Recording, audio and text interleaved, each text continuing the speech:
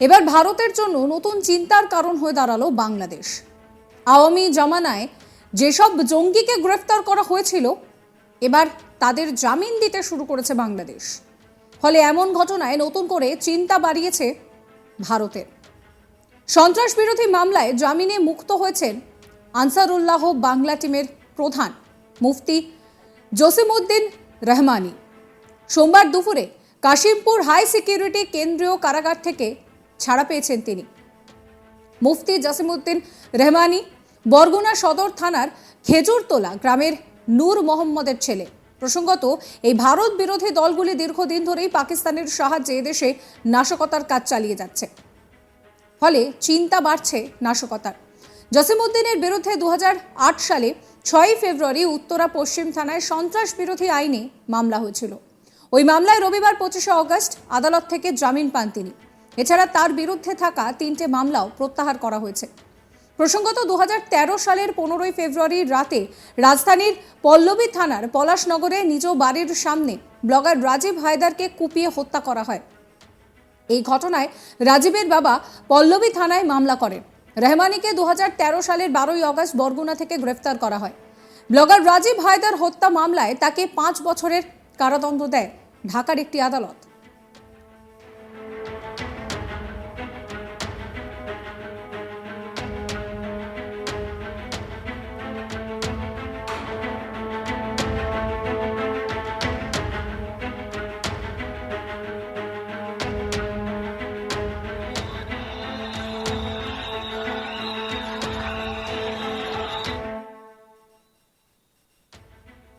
এই মুহূর্তে দাঁড়িয়ে আবারও বাংলাদেশ কিন্তু ভারতের কাছে নতুন করে চিন্তার কারণ হয়ে দাঁড়িয়েছে।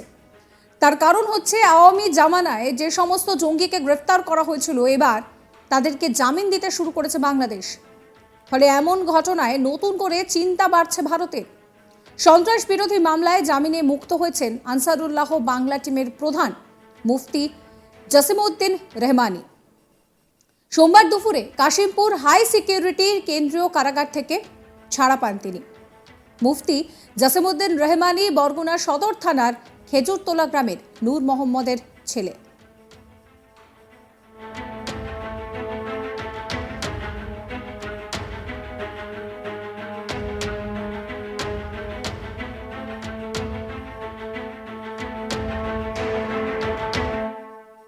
প্রসঙ্গত, এই ভারত বিরোধী দলগুলি দীর্ঘদিন ধরেই পাকিস্তানের সাহায্যে এদেশে নাশকতার কাজ চালিয়ে যাচ্ছে।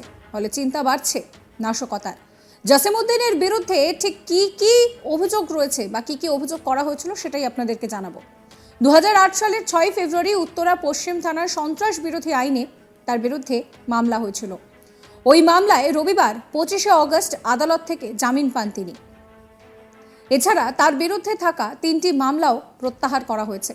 প্রসঙ্গত, 2013 সালের 15 ফেব্রুয়ারি রাতে রাজধানীর পল্লবী থানার পলাশনগরে নিজের বাড়ির সামনে ব্লগার রাজীব হায়দারকে কুপিয়ে হত্যা করা হয়।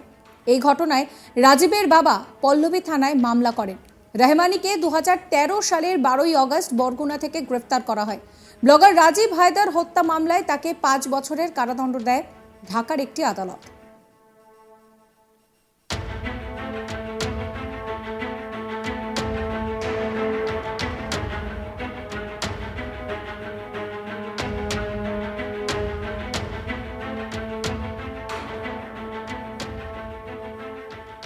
প্রসঙ্গত, বাংলাদেশের রাজধানী ঢাকার সচিবালয়ের কাছে রবিবার 25 অগস্ট রাতে ছাত্র ও আনসার সদস্যদের মধ্যে সংঘর্ষের খবর সামনে এসেছে। জানা যাচ্ছে, সংঘর্ষে উভয় পক্ষেরই অনেকে আহত হয়েছে। রাত 9টা নাগাদ সংঘর্ষ শুরু হয়। এতে উভয় পক্ষেই একে অপরকে ধাওয়া ও পাল্টা ধাওয়া করতে শুরু করে। দেখুন সেই ছবি।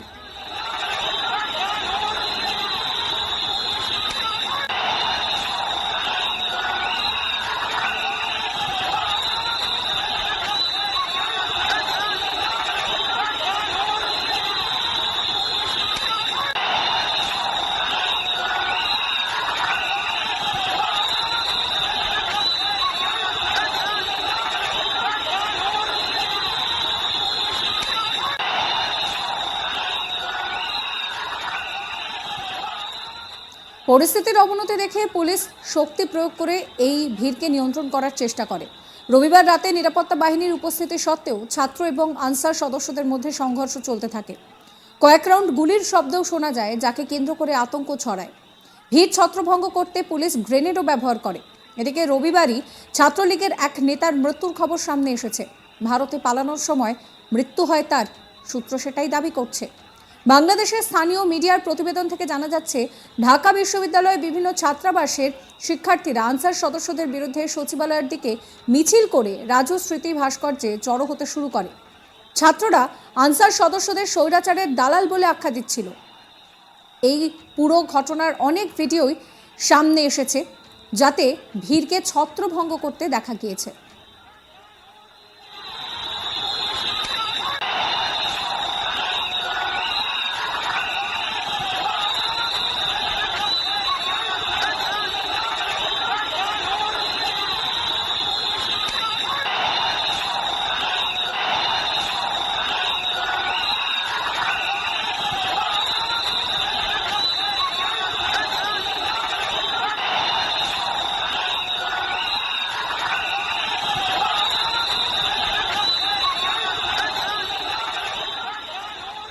জনতার ওপর হামলা হচ্ছে এমন কিছু ভিডিও সামনে এসেছে, যাতে করে মানুষ আহত হয়।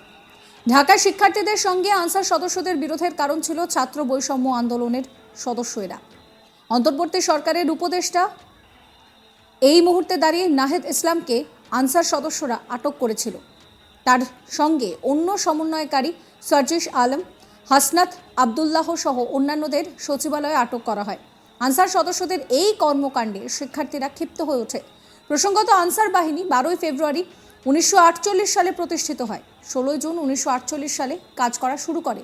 1965 সালে ভারত পাকিস্তান যুদ্ধের সময় আনসারদের বাংলাদেশের সীমান্ত চৌকিতে মোতায়েন করা হয়েছিল। সংবিধানের 152 নম্বর অনুচ্ছেদের বিধান অনুযায়ী আনসার বাহিনী একটি সংগঠিত বাহিনী। এদিকে বাংলাদেশের শেখ হাসিনা সরকারের পতনের পর আওয়ামী লীগের নেতাদের অবস্থা ক্রমেই সঙ্গীন হচ্ছে। রবিবার একটি সংবাদ মাধ্যমের প্রতিবেদনে বলা হয়েছে যে বাংলাদেশে ক্ষমতাচ্যুত প্রধানমন্ত্রী শেখ হাসিনার দলের ছাত্র সংগঠনের এক নেতা ভারতে পালানোর সময় হৃদরোগে আক্রান্ত হয়ে তার মৃত্যু হয়েছে। ঢাকার একটি সংবাদপত্র জানিয়েছে যে শনিবার সকালে ছাত্রলীগের প্রাক্তন সাধারণ সম্পাদক ইসহাক আলী খান পান্না তার মৃত্যু হয়।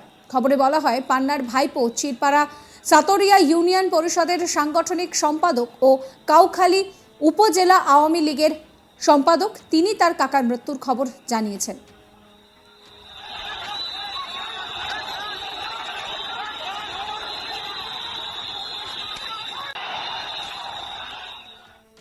সাবস্ক্রাইব করবেন আজ তাক বাংলার ইউটিউব চ্যানেলকে, ফলো করবেন হোয়াটসঅ্যাপ চ্যানেল।